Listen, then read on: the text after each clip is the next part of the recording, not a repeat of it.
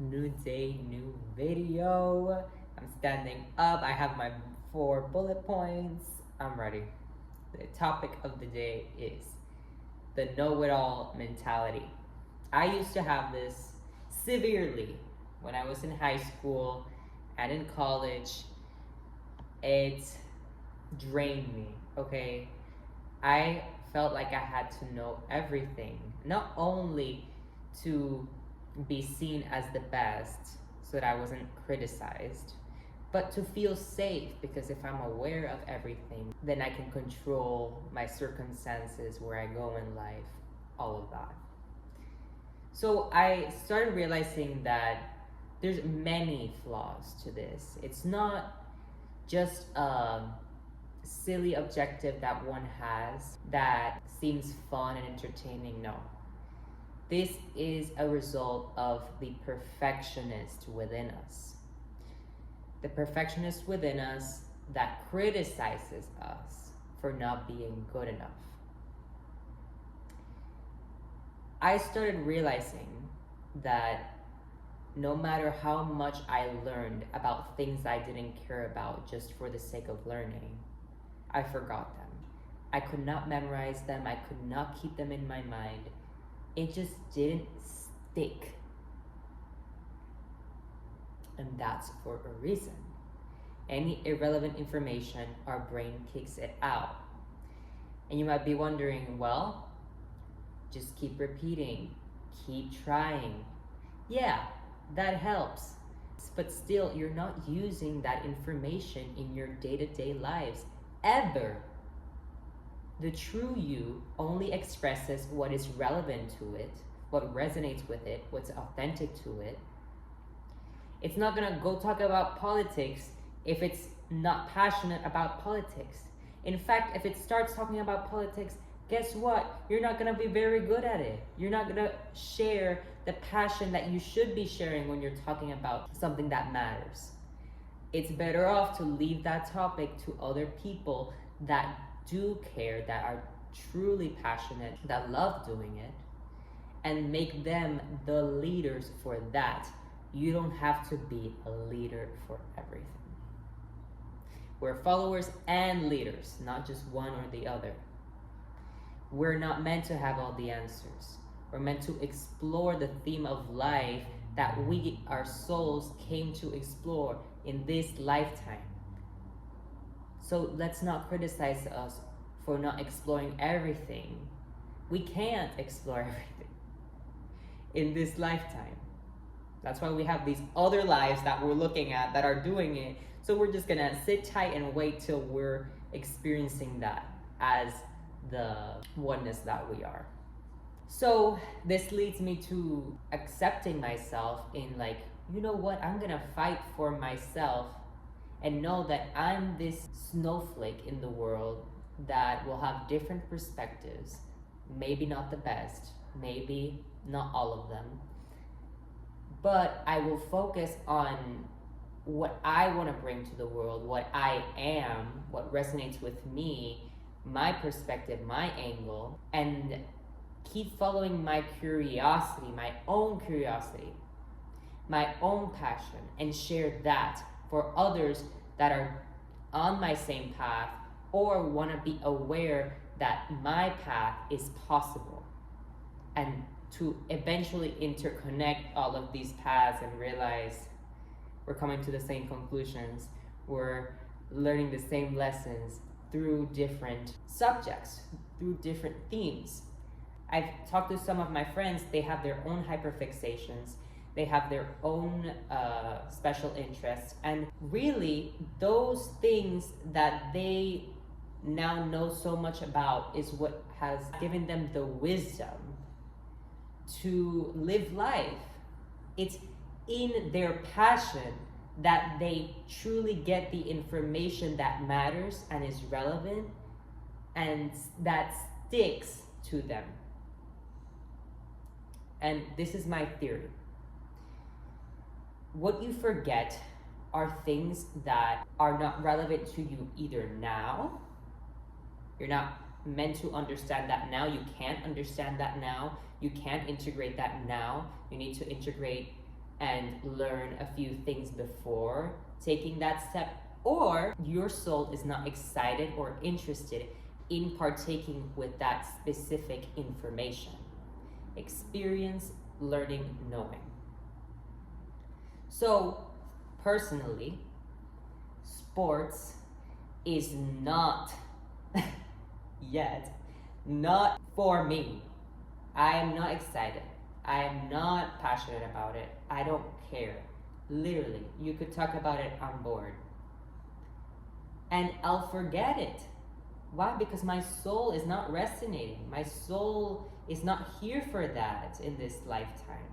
And so we need to accept and love our own journey and not try to know it all to feel safe, to feel accepted by society, because we're this know-it-all, we know so much. Let me get all that validation. Let me define my worth by what I know. No. You got to love yourself how you are, no matter in what part of the journey you are, no matter how much you know. You have to fight for that love. I had to go through many ego deaths, too many. I did Quizlets, I did study guides, I did so much, and not even for school. I did it just to feel good that I knew it, and that if someone came to me with that subject, I had something to say. But I started learning that there's a beauty to not knowing. If you don't know, people will want to explain it to you. They will want to share it with you. They're passionate. And so you're not troubling yourself with trying to do it all yourself. You can realize that part of life is this adventure of exploration, of meeting these new people, getting to know them and their passions and everything they learned. And I've come to separate myself from trying and align myself more with allowing. I'm now open to life teaching me stuff. I'm humble enough to partake in the mystery. I'm humble enough to allow life to be a mystery. I'm humble enough to accept my dumb, idiotic, ignorant side of myself. Because we all have that. And so, if someone doesn't know something, you should approach them with love and teach them. The reason they are being that way, reacting that way, acting that way, is because they truly haven't been taught what you learn. And if you see someone in that struggle, it's not time to fight, but it's time to teach. You've been given that wisdom as a blessing to your life, and it's time to share that blessing with others. And trust me, when you share, that gratitude that comes in, that growth that you see in the other person, it is so beautiful to experience. And it ties back to finding the ways in which you can start loving life again. Loving this learning, sharing dynamic. Okay, I also want to talk about college and high school.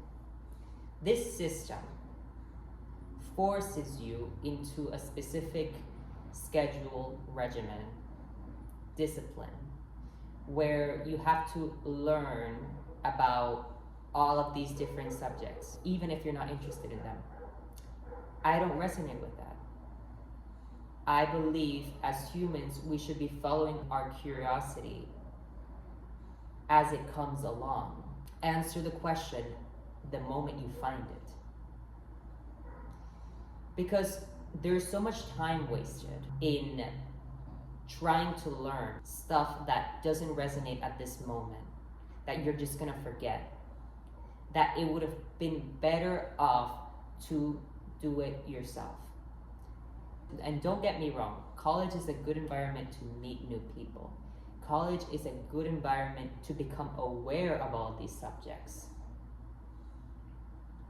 I'm just pointing out a flaw in it. And it has to do with this know-it-all mentality, because that's the approach that colleges have. It doesn't serve you, it sets you back. And so if you're in college, I dropped out for a second. And so if you're in college, remember, this journey is about you. The answers to your questions, so that you may take a step in the journey of your life. You can be stuck with the same question all your life and not progress as a soul, as a human, in the evolution of your consciousness. And so, what are you gonna bring to the world once you're done with your degree? What do you want to bring to the world? What are you truly passionate about? If you're in college, this is the question you need to be asking yourself. Because there's so many people doing the same thing that you're doing. Find yourself. Find your voice. Find your truth. You're learning, you're in an environment of learning. Learn what you want, because that will be what you want to share and the value you will provide, which the universe will give back to you. Monetary abundance, abundance of friends with the same interest, abundance of experiences relating to your preferences, all of that. Okay. I think I covered it all. Thank you for listening. If you have any questions, leave them down in the comments. I'm here to debate, I'm here to talk, I'm here to share. Thank you.